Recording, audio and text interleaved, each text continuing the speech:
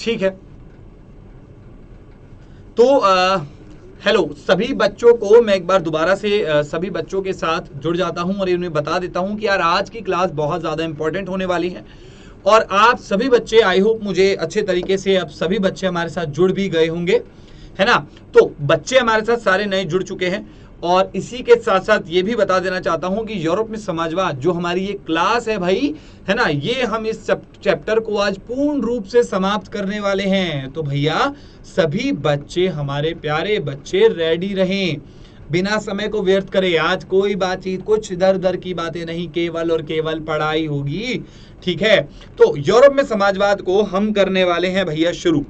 अब यूरोप में समाजवाद को शुरू करने के लिए हम हल्का सा पिछला हिस्सा लेके चले, अब पिछला टॉपिक हल्का सा कवर करते हुए चलेंगे, ताकि अगर कोई नया बच्चा है या जिसने हमारी क्लासेस को नहीं देखा है वो देख सके। साथ ही साथ बेटा आप हमारी इस क्लास को लाइक कर दीजिएगा और शेयर कर दीजिएगा। जहां जहां पर आप हमारी इस क्लास को शेयर कर देंगे उतने ज्यादा नए बच्चे जो हैं वो हमारे साथ जुड़ पाएंगे, ठीक है। चलिए अब स्टार्ट करते हैं हमारे इस चैप्टर को। और स्टार्ट करने के लिए जो पहली चीज हम स्टार्ट करने वाले हैं वो हम करने वाले हैं ड्यूमा से। जी हाँ, ड्यूमा से ही हम शुरुआत करेंगे। ड्यूमा जो था आपका, और आज की क्लास का पेस जो है, स्पीड जो है वो थोड़ी सी तेज होने वाली है। तो ड्यूमा जो था वो एक पार्लियामेंट थी। क्या थी? एक पार्लियामेंट थी, एक तरह की संसद थी। अब जो ये संसद थी हमारी, ये जार के द्वारा नियुक्त करी गई थी। जार ने क्या करा था? इसका गठन करा था।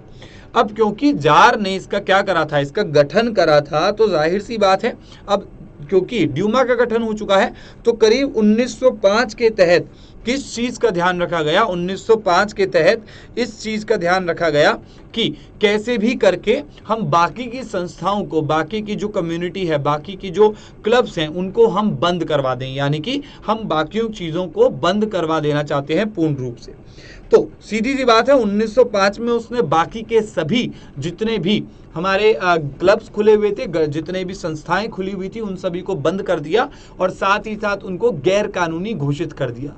अब क्योंकि उन्हें गैर कानूनी घोषित कर दिया गया, तो गैर कानूनी घोषित करते ही उन्हें छुप छुपाते हुए, है ना, इस तरीके से क्या करना पड़ा? सारा की सारा कार्य संभालना पड़ा। अब क्योंकि उनको छुप छुपा के कार्य करना पड़ रहा था, तो इसके साथ एक और समस्या सामने आई। एक्चुअली वो समस्या नहीं थी, बल्कि इस चीज पर ध्यान रखा गया कि उसने राजनीतिक गतिविधियों पर ही रोक लगा दी। क्या कर दिया? जार ने राजनीतिक गतिविधियों पर रोक लगा दी। अब रोक तो लगा दी भैया उसने, रोक लगाने के साथ साथ उसने एक और कार्य ये भी किया कि रोक लगाने के बाद उसने जो ड्यूमा का जो गठन करा था, जो पहली ड्यूमा थी, फर्स्ट ड्यूमा जो थी, यानी कि पहली जो पार्टी थी, उसको उसने 75 दिन में बर्खास्त करा। यानी कि बेसिकली वो बर्खास्त हो रही है। फिर सेकंड ड्यूमा जब आई हमारी, तो सेकंड ड्यूमा को उसने 90 डेज, 3 महीने तक रखा, 90 दिन। जो तीसरी ड्यूमा जो आई हमारी, थर्ड जो आई हमारी ड्यूमा, उसके अंदर एक बहुत ही बढ़िया पहल ये करी गई कि तीसरी ड्यूमा को चुनने से पहले उसने वोटिंग कानूनों में बदलाव कर दिया।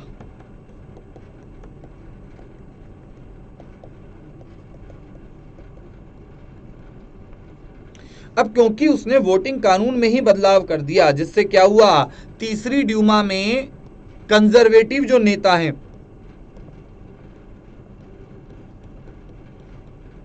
कंजर्वेटिव नेता की संख्या बढ़ गई या की भरमार हो गई।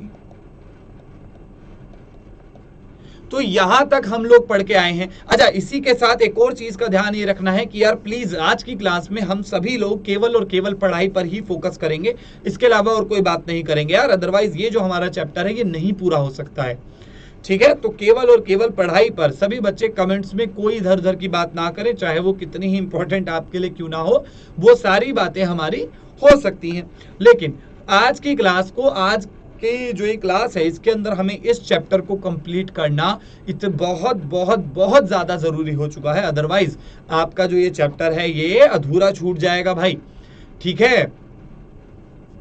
तो आज की क्लास केवल पढ़ाई के नाम, जी हाँ, आज की क्लास का हमारा स्लोगन है कि आज की क्लास केवल पढ़ाई के नाम होगी, बाकी की इंपॉर्टेंट चीजें वेट कर सकती हैं। तो ड्यूमा के बारे में मैंने आपको जल्दी जल्दी करके एकदम बढ़िया तरीके से समझा दिया है, सारे इंपॉर्टेंट पॉइंट्स मैंने आपको वहां बता दिए हैं। अब जो सेकंड जो हमारा यहाँ पर निकल कर बात आएगी वो और भी महत्वपूर्ण चीज है, वो है प्रथम विश्व युद्ध का असर।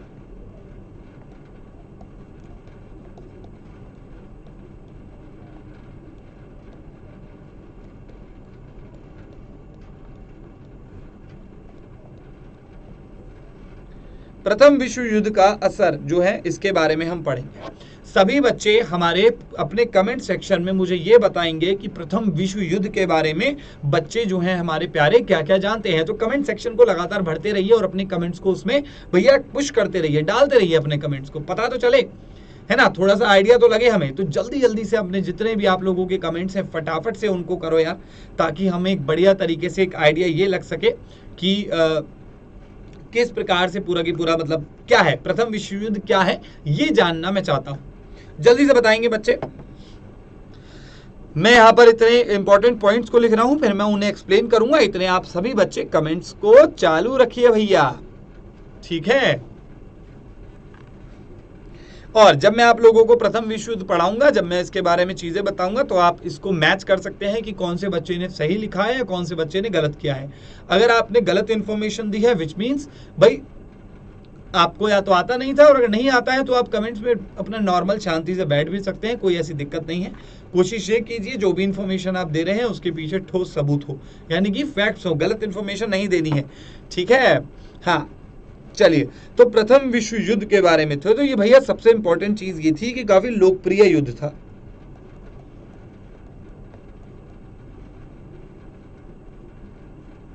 लोकप्रिय था, लोकप्रियों के बाद लोग जार का समर्थन कर रहे थे। लोकप्रिय था और जार का समर्थन।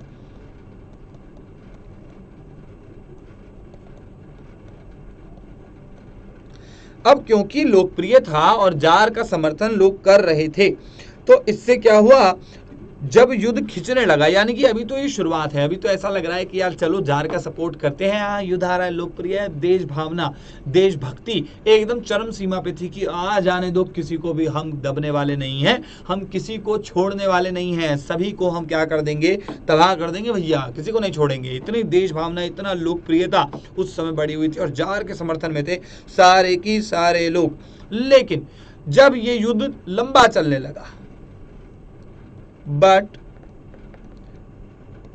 युद्ध लंबा चला, और लंबा चलने के कारण क्या हुआ, लंबा चलने के कारण जो जार ने जिस ड्यूमा की मुख्य पार्टियों से सलाह लेने से मना कर दिया, क्या करा, जार ने मना कर दिया। युद्ध लंबा चला और जार ने तानाशाही करी, एक तरीके से जार ने मनमानी करी।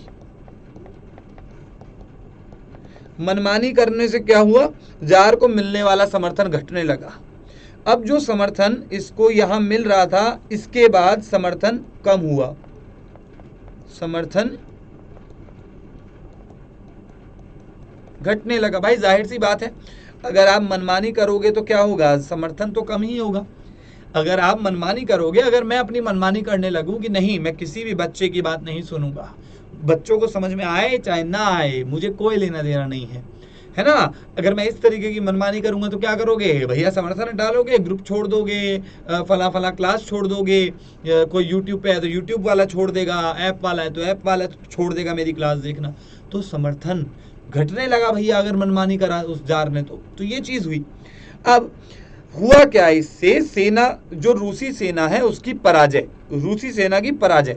तो इसको हम एक काम करते हैं, अगली स्लाइड में पढ़ते हैं रूसी सेना की पराजय।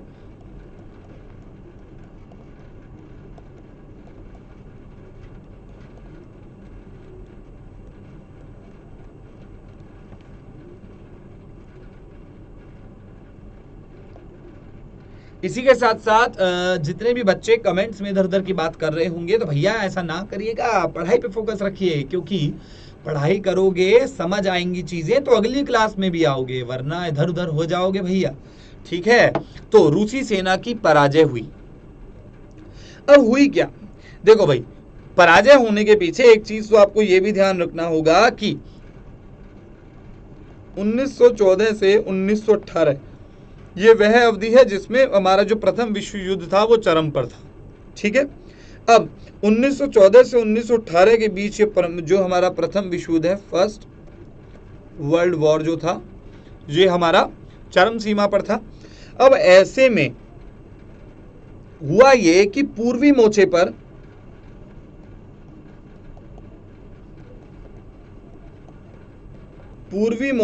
चलने वाले युद्ध और पश्चिमी मोर्चे वाले पर, यानी कि एक पूर्वी मोर्चे पर युद्ध था, एक पश्चिमी मोर्चे पर युद्ध था, दो युद्ध हो रहे हैं भैया। और ये आपने देखा होगा ना, आपने हमारी जो कई बार अलग अलग चैनल्स पे अलग अलग जो गाथाएं दिखाते हैं ना, पृथ्वीराज की गाथा या अलग अलग चल रहा है भाई, तो वहां पर हम महाभारत देख लीजिए आप, इनमें क्या दिखाया जाता है कि यार अलग अलग षड्यंत्र रचते हैं, अलग अलग तरीके से अटैक करते हैं कि यार एक काम करते हैं, कई सारे द्वार हैं, इस द्वार पे थोड़ा कमजोर है मामला, तो इस द्वार पे पहले अटैक करो, अंदर घुसना है हमें कैसे भी करके। तो कुछ उसी प्रकार का चल रहा था। दो मोर्चे थे, एक पश्चिमी मोर्चा, एक पूर्वी मोर्चा। इन दोनों मोर्चों पे जो युद्ध लड़ा जा रहा था, उन परिस्थितियों में बहुत ज्यादा अंतर देखने को मिला। अंतर क्या देखने को मिला? अंतर ये देखने को मिला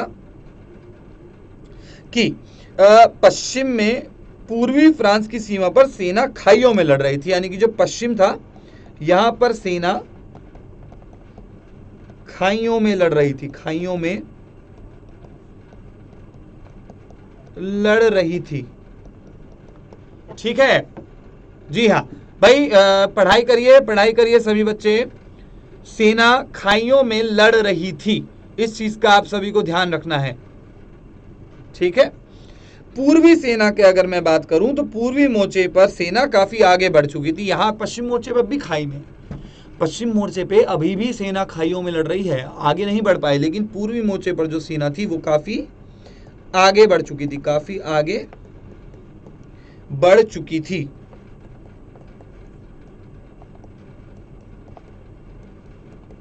तो अंतर देखने को आपको मिल रहा है ना, स्पष्ट रूप से देख सकते हो कि यार पश्चिमी सेना तो खाइयों में है, पूर्वी सेना आगे बढ़ चुकी है युद्ध में काफी, तो अंतर देखने को मिल रहा था हमें काफी ज्यादा। साथ ही साथ पूर्वी मोर्चे पर काफी सैनिक हताहत हुए, क्योंकि पूर्वी सेना जो है, पूर्वी जो मोर्चा था हमारा, वो काफी ज्यादा आगे जा चुका है, काफी आगे बढ़ चुका है। अब क्योंकि आगे बढ़ चुका है तो भैया हताहत होंगे, घायल होंगे, थक चुके होंगे, एकदम काफी थकान उनके चेहरे पर हमें देखने को मिल सकती थी। 1914 से 1916 के बीच, भाई 1914 से 1916 के बीच, अगर मैं इस अवधि की बात करूं तो रूसी सेना को जर्मनी और ऑस्ट्रिया के हाथों हार का सामना करना पड़ा, यानी कि रूस हारा। और जीता कौन? Germany and Austria.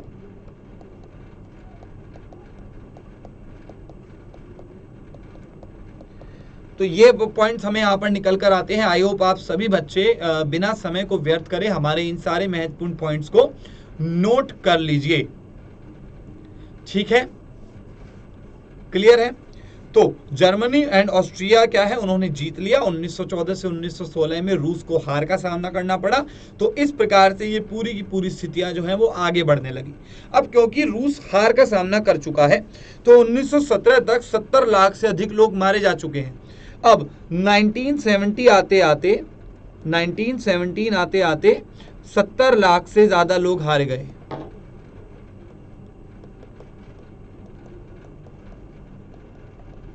सत्तर लाख नंबर आप देख सकते हैं कितना विशाल और भयानक ये नंबर है हमारा। तो इतने लोगों ने मृत्यु को प्राप्त किया, इतने लोगों ने क्या करा है, हार का सामना कर लिया है, हार चुकी हैं। ठीक है, क्या कर चुके हैं, हार का सामना इनको करना पड़ा है। क्लियर है?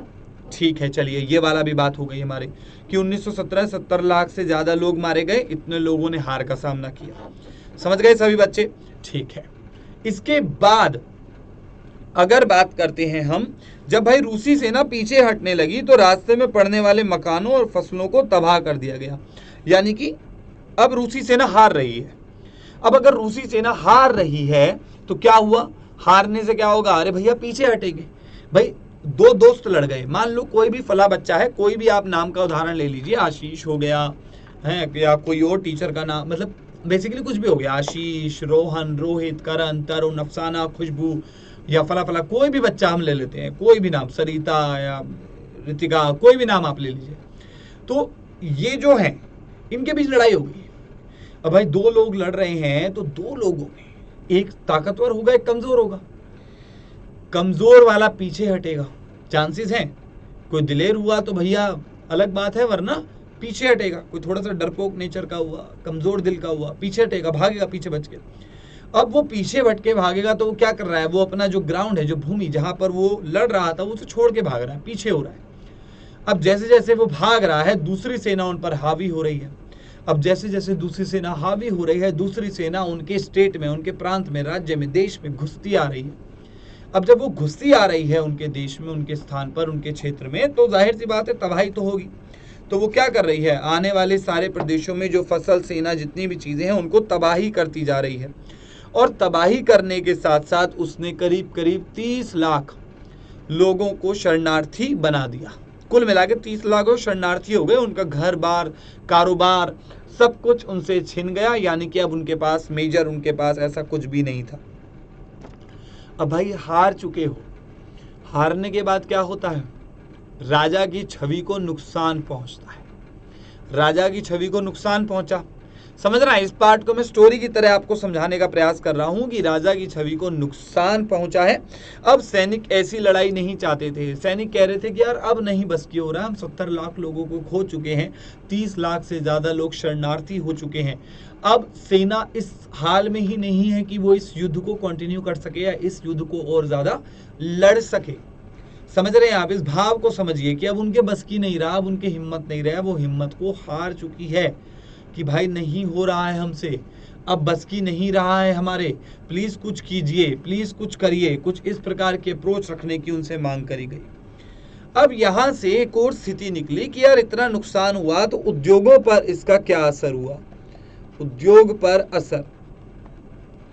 अब जल्दी से मेरे जितने भी प्यारे बच्चे इस समय हमारी क्लास को ज्वाइन कर चुके हैं, नए हैं या जितने भी बच्चे बैठे हैं, कमेंट सेक्शन में बताएंगे कि उद्योगों पर युद्ध का क्या असर पड़ा होगा।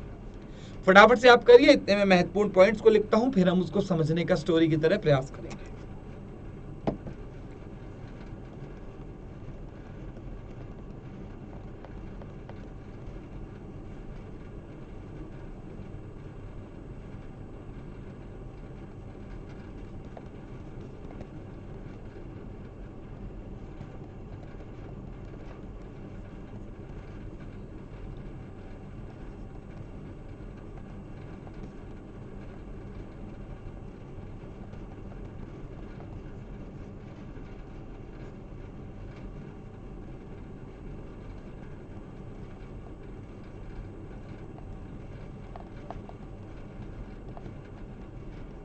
ठीक है, आप लोगों ने कमेंट्स में आंसर अब तक दे दिया होगा, तो जल्दी से फटाफट से देखते हैं इसको। तो यार देखो, उद्योगों पर इसका बुरा असर पड़ा। जाहिर सी बात है, हमें पढ़ चुके हैं कि उद्योगों पर इसका काफी नेगेटिव प्रभाव हमें देखने को मिला। अब क्योंकि नेगेटिव प्रभाव हमें इस पर देखने को मिला, तो नेगेटिव प्रभाव देखने के कारण क्या हुआ कि जर्मनी का जो नियंत्रण आया वो था बाल्टिक सागर पर, इसका नियंत्रण कर लिया। यानी कि अगर हम सिंपल शब्दों में बात करें, मान लो कि भारत और श्रीलंका के बीच लड़ाई हो जाती है, मान लो भारत और श्रीलंका के बीच लड़ाई हुई, तो हम ये बड़ी अच्छे तरीके से जानते हैं कि भारत एक ज्यादा ताकतवर देश है और वो बड़ी ही आसानी से हिंद महासागर पे अपना और अच्छे तरीके से वर्चस्व या अपना कंट्रोल स्थापित कर सकता है।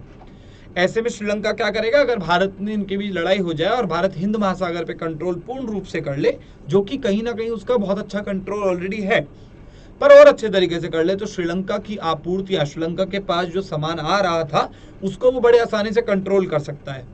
समझे। अब क्योंकि उसका कंट्रोल आ गया है, तो जाहिर सी बात है वो बड़ी ही आसानी से श्रीलंका पर भी कंट्रोल कर सकता है। ये एक उदाहरण था, युद्ध करने से कोई मतलब नहीं है, ठीक है, उदाहरण था। युद्ध को तो अवॉइड जितना करा जा सके उतना बेहतर होता है। अब साथ ही साथ क्या हुआ, जब यहां पर रूस को आपूर्ति उसकी रुक गई, मैंने आपको समझाने के लिए करा था कि सागर पे कंट्रोल करा, उससे रूस को आपूर्ति तक रुक गई। अब रूस को आपूर्ति उससे प्राप्त नहीं हो रही है। अब क्योंकि उसको आपूर्ति प्राप्त नहीं हो रही है, इससे क्या हुआ, उसको बहुत सारा नुकसान उठाना पड़ा। जैसे आपूर्ति रुकने के कारण क्या हुआ, उद्योगों को काफी नुकसान हुआ।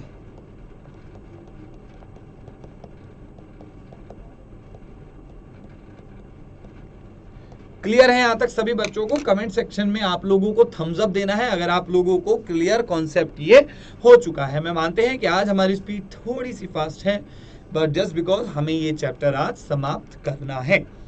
क्लियर है? ठीक है, आगे बढ़ते हैं बिना समय को व्यर्थ करे और फरवरी क्रांति के बारे में समझने का प्रयास करते हैं। फरवरी क्रांति, तो फरवरी क्रांति जो है भाई हमारी, इसको अगर आपको समझना है तो आप इसको 22 फरवरी को याद रखेंगे। तो बेसिकली हुआ ये कि 22 फरवरी को एक नदी थी जिसका नाम था नेवा नदी। नेवा नदी, इसके किनारे पर एक फैक्ट्री में तालाबंदी हो गई। एक फैक्ट्री में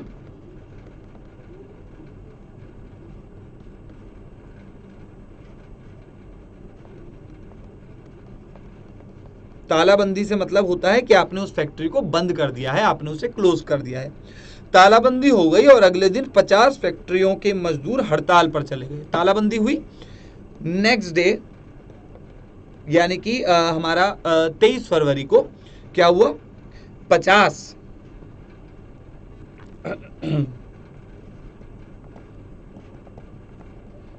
फैक्ट्री के मजदूर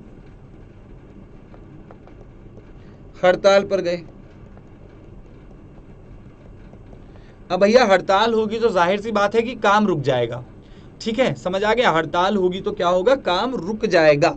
अब क्योंकि काम रुक गया है तो कई कारखानों में हड़तालों की अगुवाई कौन कर रहा था? हड़ताल जो थी इसकी अगुवाई कर रही थी महिलाएं,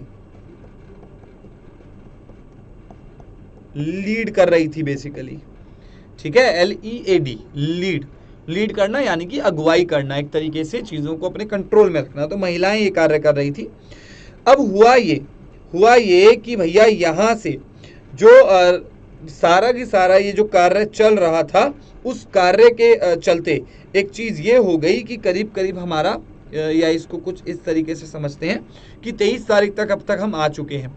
ठीक है, 23 तारीख तक हम अब तक यहाँ आ चुके हैं। अब जो 23 तारीख के बाद हमारी 24 और 25 तारीख है, 24 और 25 तारीख जो हमारी आती है, इस तारीख को क्या हुआ, जो प्रदर्शनकारी थे, जो कर्फ्यू लगाया था सरकार ने हड़ताल को रोकने के लिए, शाम तक प्रदर्शनकारी वापस चले गए। यानी कि कर्फ्यू के लगने के कारण,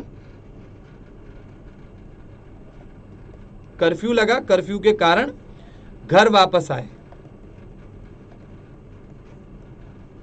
कौन आए? हड़ताल वाले। अब भैया हड़ताल वाले घर तो वापस आ गए, लेकिन 26 तारीख को क्या हुआ, वापस से इकट्ठा हो गए। 26 तारीख को वापस शुरू, और 27 तारीख को क्या कर दिया भैया, मुख्यालय में, पुलिस मुख्यालय में तोड़फोड़ कर दी।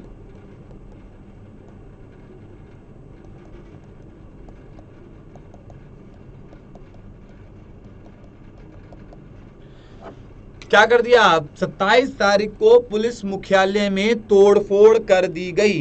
अब सरकार ने इसको नियंत्रण करने के लिए घुड़सवार दस्ते को बुलाया, लेकिन घुड़सवार दस्तों पर गोली चलाने से इनकार कर दिया। यानी कि जो हमारी जो ये सेना बुलाई गई थी, घुड़सवारों वालों को जो बुलाया गया था, इनको दिया कि आप गोली चला दीजिए, इनके ऊपर मार दीजिए, भगा दीजिए कैसे भी करके।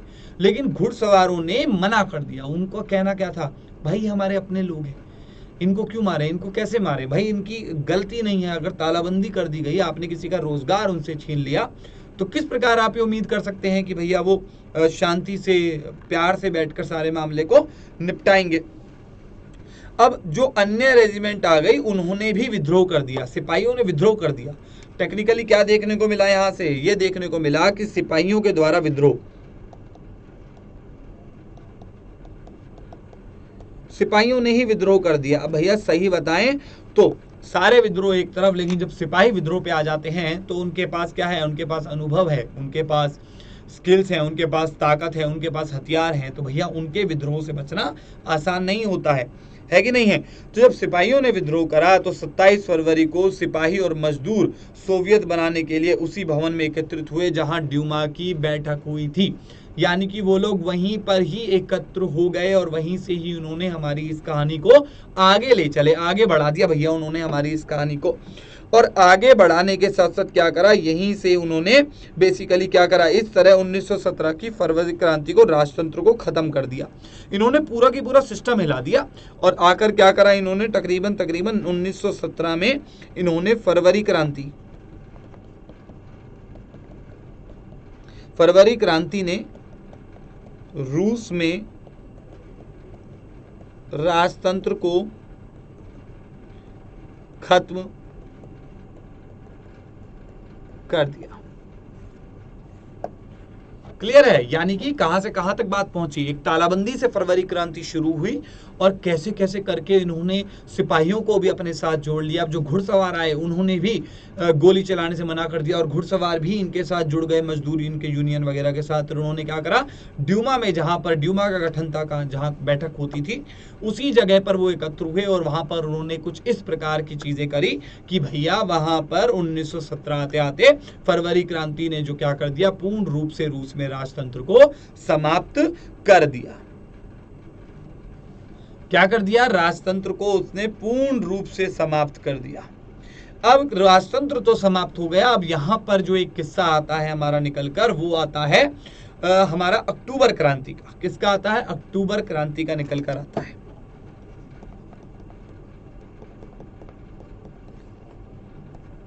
अक्टूबर क्रांति।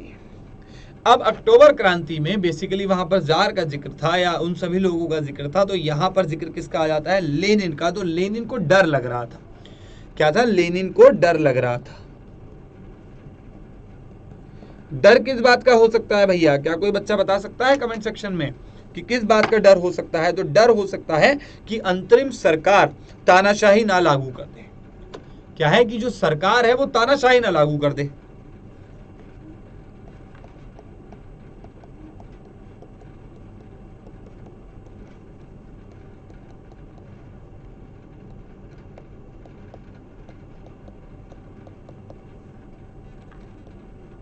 क्या कर दे, जो सरकार है वो तानाशाही को लागू ना कर दे, ज्यादा नुकसान ना उठाना पड़े। तो इस चीज पर उन्होंने पूर्ण रूप से ध्यान दिया। ठीक है, तो इस बात का डर था लेनिन को। लो भैया, और एक और चीज मैं बताना चाह रहा था कि यार सभी बच्चों से एक रिक्वेस्ट है, मैं जैसे क्लास के बाद आप लोगों के कमेंट्स देखता हूं, अक्सर अपनी डेली क्लासेस में देखता हूं, खास करके जब हम कुछ इस तरीके से पढ़ा रहे होते हैं, थोड़ा सा स्पीड के साथ कोशिश करते हैं ज़्यादा से ज़्यादा चीज़ों को कवर करने की। उस स्थिति में मैं आप लोगों के कमेंट्स देखता हूँ ना, तो एक समस्या जो है वो मुझे बहुत कॉमन नज़र आती है, और वो समस्या ये है कि यार आप सभी बच्चे पुराने लेक्चर्स को स्किप कर देते हो। पुराने लेक्चर्स को स्किप नहीं करना है भाई। आप लोगों के पास चाहे वो YouTube हो, YouTube पर आप लोगों को है ना से प्लेलिस्ट में सारी की सारी चीज़ें आपको नज़र आ जाएंगी कि आप प्लेलिस्ट बनाई हुई है चैनल पे, है ना, उसमें आप लोगों को क्लासेस दिख जाती हैं। अगर ऐप वाला कोई बच्चा आ जाता है तो ऐप वाले बच्चों को क्या फ़ायदा हो जाता है कि यार उनको हमारे डाउटनेट की ऐप पर वो पुरानी क्लासेस अवेलेबल हो जाती हैं। कोई ऐसा बच्चा है जो ऐप पर देखता है, उसको ऐप पर ना मिले तो भाई यूट्यूब पर देख लो क्लासेस को, है ना। और कोई YouTube का बच्चा है जिसको लगता है कि यार क्लास मिस हो रही है, तो भाई वो जाके हमारी ऐप पर क्लास को देख सकता है, कोई भी चैप्टर हो, फिर वो आगे पीछे का कोई भी हो। लेकिन अगर कोई बच्चे ने कोई लेक्चर मिस किया है तो भाई जाहिर सी बात है उसको कई सारी समस्याओं को मतलब काफ़ी सारी प्रॉब्लम्स उसको फेस करनी पड़ सकती हैं। ये पॉसिबल नहीं हो पाता है बेटा कि हम अपनी हर क्लास में आपको कुछ इस तरीके का पैटर्न दे दें कि यार पुराने की ज़रूरत ही ना पड़े। खास करके इतिहास में, हिस्ट्री की जब बात आती है तो हिस्ट्री कहानी होती है, और जहाँ पर इतिहास के इतने सारे लेक्चर्स होते हैं, काफ़ी ज़्यादा लेंथी ये हमारा सिलेबस होता है इतिहास का, उस स्थिति में मेरे लिए और आपके लिए, दोनों के लिए ये चीज़ कंपलसरी हो जाती है कि आप हमारी पुरानी क्लासेस को मिस ना करें, और मैं कोशिश ये करूँ कि कम से कम लेक्चर्स में हमारा जो ये सिलेबस है वो खिंच सके। उतनी आसानी से आप रिवीजन कर पाएंगे, उतनी आसानी से आप नोट्स बना पाएंगे। और अगर आप लोग नोट्स नहीं बना रहे हो तो आप एक बहुत बड़ी समस्या में घिर जाओगे। आप लोगों के पास एग्ज़ाम टाइम पे रिवीजन करने के लिए कुछ भी नहीं होगा। तो प्लीज़ नोट्स को साथ साथ बनाते चलिए। मैं अगर इतने शॉर्ट में आप लोगों को इस तरह से पढ़ा रहा हूँ तो उसके पीछे कारण यही है कि आप लोग भी इसी तरीके से, है ना, चीज़ों को क्लियर कर सकें। अब सीन ये हुआ इसके साथ कि 24 अक्टूबर को विद्रोह जो है वो शुरू हुआ। प्रधानमंत्री, ठीक है, बेसिकली क्या हुआ, वो बाहर चले गए ताकि सेना को बुला सकें। क्या है, प्रधानमंत्री को बाहर भेज दिया गया। 24 अक्टूबर को बेसिकली क्या होने लगा कि प्रधानमंत्री जी को बाहर भेज दिया गया। अब प्रधानमंत्री जी बाहर चले जाएंगे तो क्या होगा, सेना की गैर कानूनी गतिविधियां आप करवा सकते हो। भाई मैं तो था ही नहीं, मुझे नहीं पता मेरे पीछे से क्या हुआ है, कुछ इस प्रकार का बिहेवियर उनको वहां पर रखना था। सुबह सुबह सरकार के वफादार सैनिकों ने बोल्शेविक अखबारों के 2 भवनों पर कब्जा कर लिया, यानी कि जो उनके अखबार थे उनके भवनों पर ही कब्जा कर लिया। वहां से कोई खबर बाहर नहीं, कोई खबर अंदर नहीं। बेसिकली बहुत ही केओस वाली स्थिति, काफी झाड़ झड़प वाली स्थिति जो है वो पैदा होने लगी। टेलीफोन और टेलीग्राफ ऑफिस को भी अपने कब्जे में ले लिया। विंटर पैलेस पर भी कब्जा उन्होंने कर लिया। तो सैनिकों को हर जगह उन्होंने भेज दिया, कोई ऐसी जगह उन्होंने नहीं छोड़ी जहां पर सैनिकों को ना भेजा गया हो, कोई भी जगह नहीं छोड़ी भाई, हर जगह पे अटैक। मिलिट्री रिवोल्यूशनरी कमेटी भी हरकत में आ गई, यानी कि जो मिलिट्री रिवोल्यूशनरी जो कमेटी बनाई गई थी,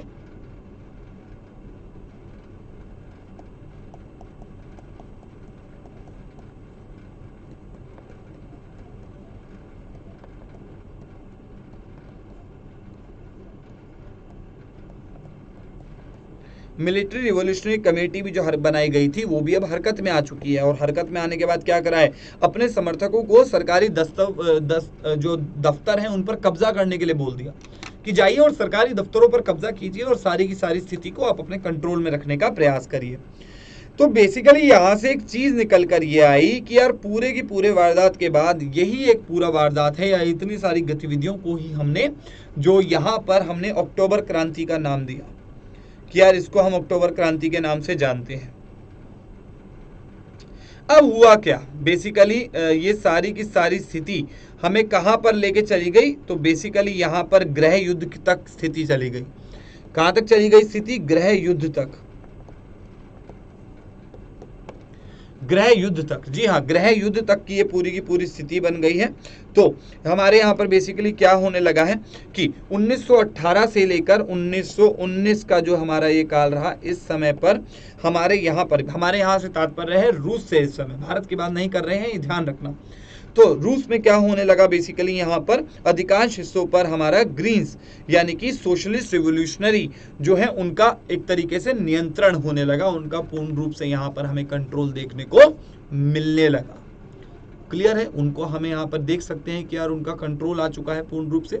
तो ये सारी की सारी चीजें हमें यहाँ पर देखने को मिलती हैं। इसके बाद में जो अंत में जो चीज हमें जिस पर हमें ध्यान देना है वो चीज है हमारी कि रूसी क्रांति का वैश्विक प्रभाव क्या पड़ा।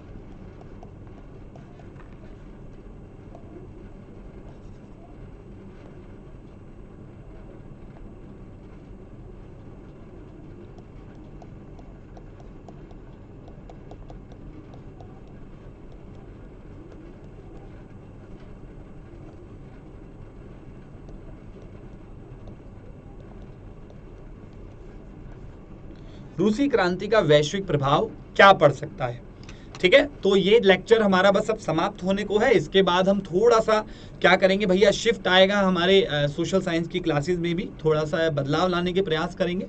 चलिए, तो रूसी क्रांति का वैश्विक प्रभाव ये पड़ा कि पूरी दुनिया में मजदूरों की सरकार की कल्पना से बहुत लोग प्रभावित थे। क्या हुआ कि यार मजदूर भी सरकार बना सकते हैं, मजदूर और सैनिक मिलकर कुछ सरकार का निर्माण भी करा जा सकता है, कुछ इस प्रकार की भावना से बड़े प्रभावित हुए कई सारे लोग, बड़ी एकदम ऐसे जोश भरा, अरे यार मजदूरों ने सरकार बना ली है। लेकिन यूरोप के अधिकतर समाजवादी पार्टियां रूस की नीतियों को खुलकर समर्थन नहीं करती थी, यानी कि मजदूरों की सरकार जरूर थी लेकिन जो समाजवादी पार्टियां थी वो उसका खुलकर समर्थन नहीं कर पा रही हैं, खुल को सपोर्ट नहीं कर पा रही हैं, ये नहीं कर पा रही हैं कि यार अरे वाह मजा आ गया, या कुछ इस प्रकार का सीन हमें वहां पर देखने को नहीं मिल रहा है। अब 1950 के दशक की अगर मैं बात करूं, ध्यान रखिएगा 1950 के दशक पर आ चुके हैं हम लोग, यानी कि भारत आजाद भी हो चुका है, उसके बाद गणतंत्र भी एक तरीके से हो चुका है। लेकिन अब 1950 के दशक की अगर हम बात करते हैं तो देश में कई लोग अपने यह मानने लगे थे कि रूस में अब सब कुछ ठीक नहीं चल रहा है, यानी कि मानना था, ऐसा लोगों का मानना था कि रूस में कुछ ठीक नहीं।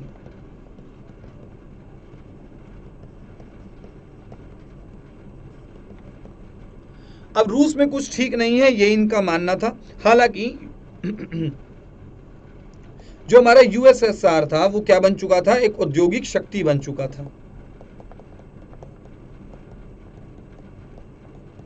औद्योगिक शक्ति बनने के साथ साथ लोग थे वो मूलभूत स्वतंत्रता नहीं मिल रही थी, इसके बावजूद भी लोगों को मूलभूत स्वतंत्रता नहीं।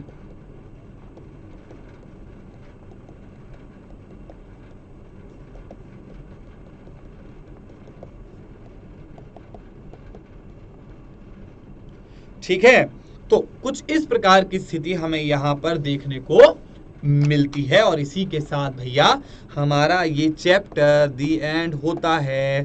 फाइनली हमने हमारा ये चैप्टर इतना लंबा चलने के बाद समाप्त कर दिया है।